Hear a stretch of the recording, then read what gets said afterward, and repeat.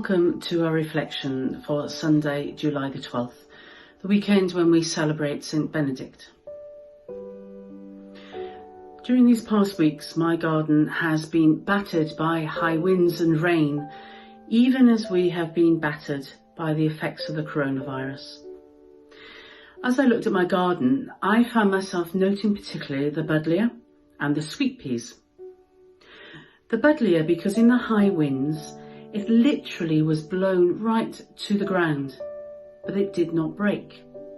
With its supple internal strength, it simply bent with the force of the wind, and now in the calm, it's as upright as ever. The sweet peas struck me because of the way they had wound themselves in and out of the supporting trellis. So they had a framework, an external solid strength that held them firm even as the rain hammered down. And now in the calm, they continue to climb, ready to flower. St. Benedict, who's been called the patron saint of Europe, and of course the father of monasticism, established his rule and lived in the 6th century, a time of political turmoil and violence across the whole of Europe. The rule of St. Benedict became the foundation of the life of monastics, of nuns and of monks, but also of many other Christians throughout our long history. And it has come down to us within the Church of England as our heritage of morning prayer and evening prayer, the office.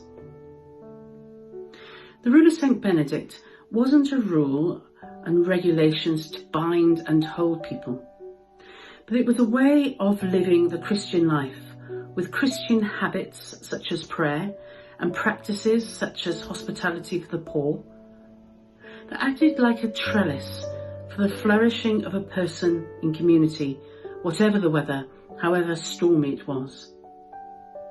It was a way that built strong characters and so strong communities, so that a person had the flexibility to bend and not to snap, and yet remain rooted.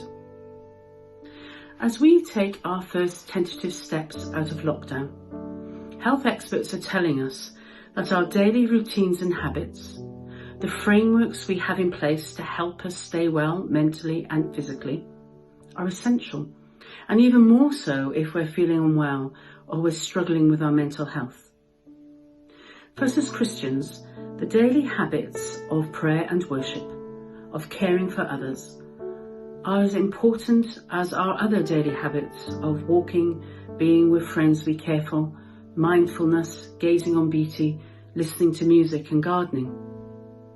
Knowing what gives us inner strength that keeps us bending, not snapping. What are the supportive structures in our lives that help us keep growing and flourishing even in the hardest times, will be key to these next months and years that lie ahead for us, and will repay our daily attention to them. We will be very glad of them when the next storm blows in.